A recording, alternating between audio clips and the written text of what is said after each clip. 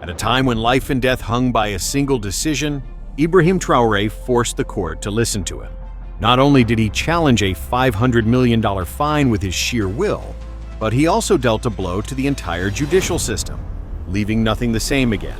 It was an ordinary day in a not-so-ordinary courtroom, but no one could have predicted how extraordinary it would soon become.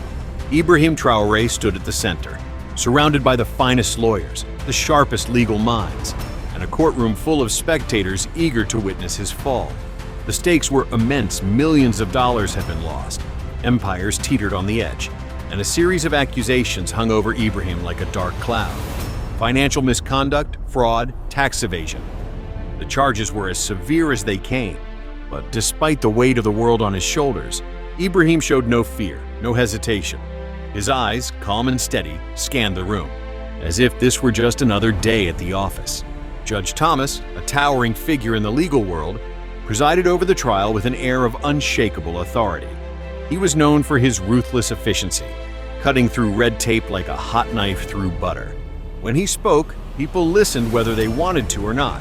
As he called the court to order, the silence was almost palpable. No one dared break it. In the past, he had presided over trials that left people crushed beneath the weight of the law, their futures forever altered. But today, something felt different. There was a sense of unease in the air, like the calm before a storm. As the defense attorney began their opening statement, detailing the elaborate case they had built to clear Ibrahim's name, the prosecutor stood stone-faced, ready to strike. The courtroom was tense. Every word felt loaded, as if the future of Ibrahim Traoré depended on every minute detail. The prosecutor's voice was harsh, as they painted a picture of a man who had abused the system, who had manipulated the very framework of finance for personal gain. But Ibrahim didn't flinch. He sat in his seat, listening intently, his expression unreadable. Was he guilty? Was he innocent? In that moment, no one could tell. Then, as if reading the atmosphere of the room, Ibrahim stood up. His rise was slow but deliberate, and it immediately caught everyone off guard. In a courtroom where it was customary for the defendant to remain seated, his decision to speak without being asked was nothing short of a challenge. Ibrahim's voice was calm but piercing. "You believe a fine of $500 million will make me submit?" he asked, his eyes scanning the room, locking with Judge Thomas's gaze. The room froze. Even the judge, notorious for his unflinching control, couldn't hide his surprise. What was this man doing? Challenging the system directly was unheard of. Ibrahim's boldness had already shifted the atmosphere. This trial was no longer just about money. It was about power. Judge Thomas adjusted his glasses and let the words hang in the air. His voice, when it came, was measured but sharp. "Mr. Traoré, I strongly suggest you reconsider your actions. What you're facing isn't just a fine. It's the complete unraveling of your life." The judge's words hit like a hammer, yet Ibrahim stood unbroken. "What you call unraveling, I call freedom," he replied, his tone laced with defiance. The courtroom held its breath as Ibrahim continued. "You think your numbers and laws have power over me? I'll show you otherwise." Those words struck a chord, reverberating through the room like an echo of rebellion. No one had expected such boldness, least of all Judge Thomas. The judge's patience, usually legendary, was starting to wear thin. His gavel slammed down hard, a sound that rattled the courtroom. "Mr. Traoré, enough. You will respect this court or face consequences far beyond what you understand," the room murmured. And yet Ibrahim didn't shrink. He didn't cower. Instead, he smiled slightly, a confident, knowing smile, as if he was the one holding all the cards. His words cut through the tension like a blade. "You think your consequences scare me? This court doesn't control me." The energy in the room shifted. What had begun as a formal legal battle had now become a war of wills, and Ibrahim was taking the offensive. Judge Thomas stood from his seat, his eyes narrowing. "You will regret this. Mr. Traoré," he warned, his voice low and dangerous. Ibrahim, however, was unfazed. "Regret is a luxury for those who fear the truth," he replied, his voice echoing through the room. It was clear now. This trial was no longer about the fine. It wasn't even about Ibrahim's supposed crimes. This was about defiance, and Ibrahim had chosen his side. The room buzzed with whispers. What was Ibrahim trying to achieve? What was he hoping for? Did he know something the rest of them didn't?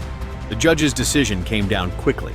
The fine would be set at $500 million, an amount so massive that it could potentially destroy any business, any empire. For most, it was a death sentence. But to Ibrahim, it seemed like just another figure on a piece of paper. He didn't bat an eye when the figure was read aloud. His calmness was unsettling. "Is that all you've got?" he asked, his voice now filled with amusement. The room gasped. Who was this man who could face such an enormous fine and dismiss it with such ease? The prosecutor looked bewildered. This was supposed to be the end, the final blow. A fine like that should have broken Ibrahim's resolve. Instead, it had made him stronger. The courtroom was no longer a place of judgment. It had become a stage for Ibrahim's defiance. He wasn't just challenging the fine, he was challenging the very notion of authority. Was this man simply reckless, or had he tapped into something much deeper? It was impossible to tell, but one thing was certain. Ibrahim had made his mark. Outside the courtroom, the media erupted. Headlines screamed of the defiant man who had stood against a $500 million fine. People everywhere were talking about it. On social media, debates raged. Was Ibrahim Traoré a hero, a villain, or something entirely different? Some called him a revolutionary, a symbol of resistance against an unfair system.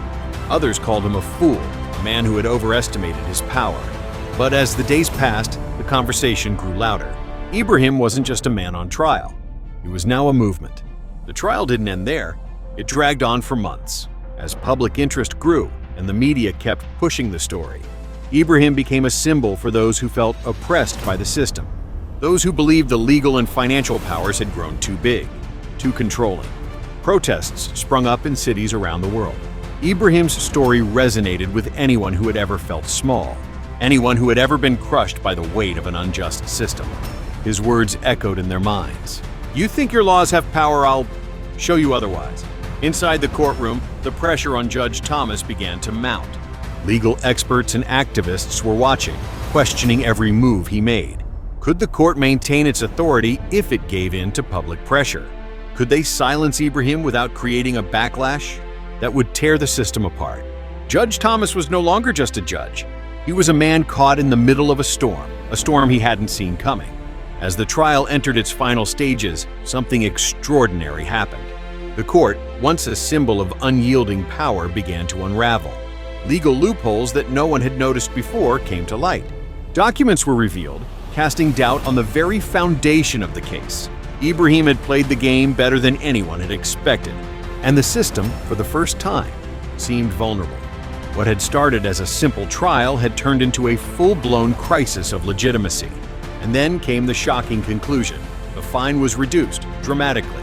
The case was dismissed, not because Ibrahim had won on the merits, but because the system itself had been called into question. Ibrahim hadn't just defended himself, he had exposed a deeper issue that no one could ignore. His fight had changed the rules of the game. He had become more than just a defendant. He had become the symbol of change. The legal system, for all its power, was no longer invincible. If you've been inspired by Ibrahim Traoré's courage and audacity, make sure to subscribe to our channel. We're diving deeper into stories like this, stories that challenge the status quo, that force us to question the systems we live under. Don't miss out on more powerful tales that will make you think twice about the world we live in. Subscribe now and join the revolution.